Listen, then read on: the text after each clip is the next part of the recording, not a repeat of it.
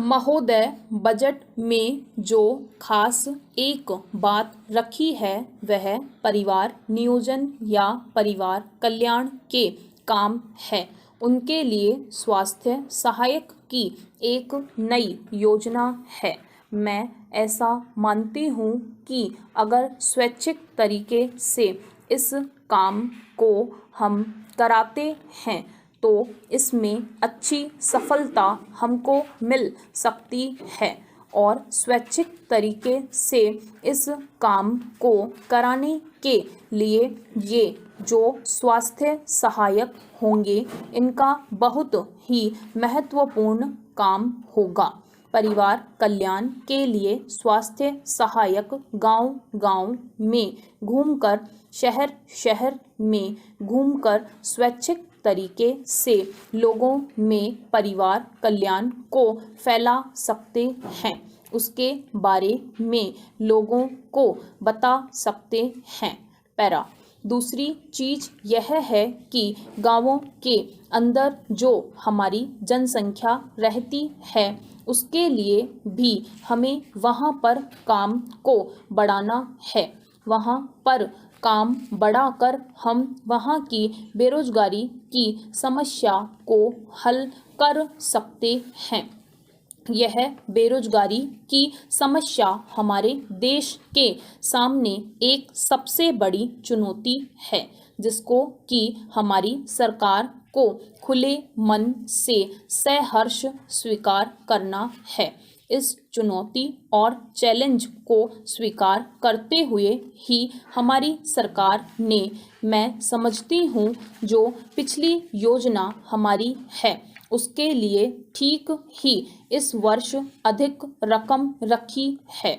हरिजनों को रोजगार देने की जो व्यवस्था थी उसके लिए भी इससे ज़्यादा रकम रखी गई है। उनके लिए आंकड़े नहीं देना चाहती क्योंकि उसमें समय लग जाएगा, लेकिन जो आंकड़े हैं वे बताते हैं कि सरकार ने इन चीज़ों को बहुत महत्व दिया है। हमने यह भी देखा है कि बजट के अंदर लघु उद्योगों के लिए धनराशि 815 करोड़ रुपए से बढ़ाकर करीब करीब 1340 करोड़ रुपए की गई है। लघु उद्योगों से हमारे ग्रामीण क्षेत्रों को काफ़ी लाभ पहुंच सकता है। आज हमारे देश के सामने गांव में बेरोजगारी की समस्या है। गांवों में दो तरह के बेरोजगार युवक हैं। एक तो वे हैं जो कि पढ़े लिखे हैं और दूसरे वे हैं जो पढ़े लिखे नहीं हैं।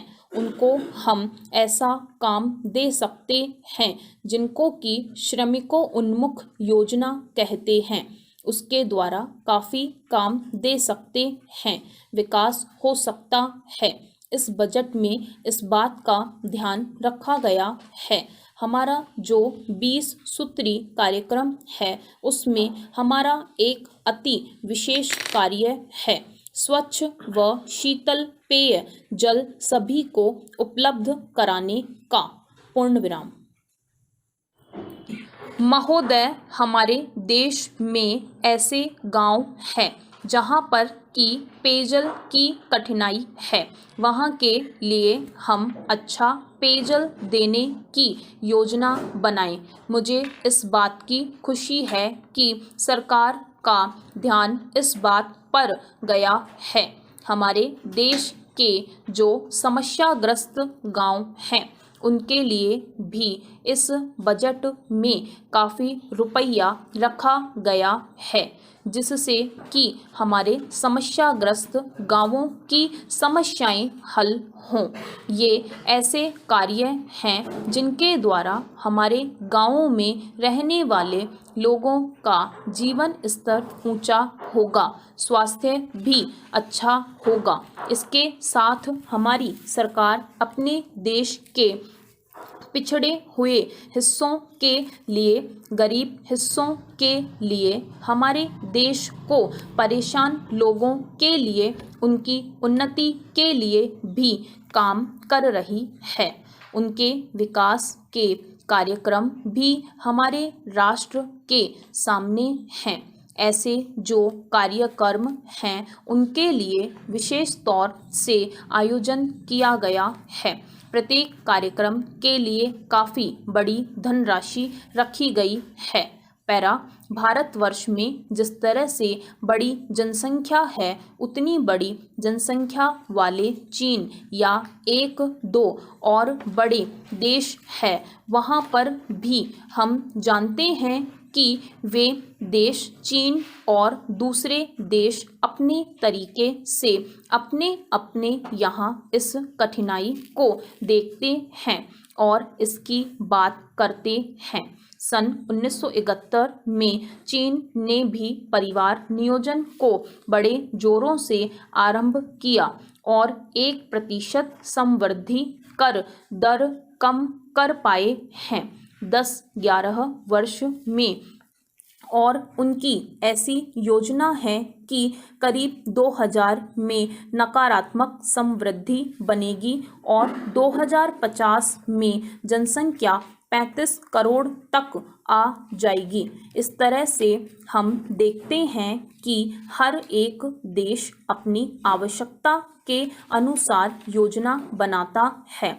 भारतवर्ष में भी हमें बड़ी सच्चाई के साथ सबको मिलकर यह कार्य करना पड़ेगा और लोगों के पास जाकर उनको समझना होगा कि हम कितनी भी उन्नति कर लें, जब तक इस कार्यक्रम को सफल नहीं बनाते हैं हम विकास नहीं कर सकेंगे।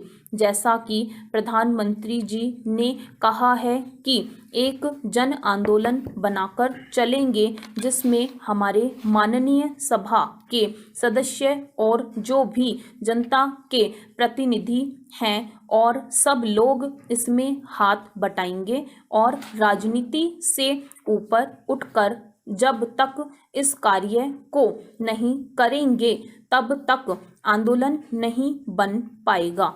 मैं समझती हूँ कि समाज कल्याण या परिवार कल्याण के लिए ऐसा दृष्टिकोण उचित है। पूर्ण विराम। Thank you. इस चैनल को सब्सक्राइब करें और बेल आइकन को प्रेस करें ताकि लेटेस्ट वीडियो की जानकारी आप तक सबसे पहले पहुंच सके। वीडियो को लाइक और डिसलाइक अवश्य करें। कोई सुझाव और प्रश्न हो तो कमेंट बॉक्स में लिखें और वीडियो को अपने फ्रेंड्स और क्लासमेट्स को शेयर करें।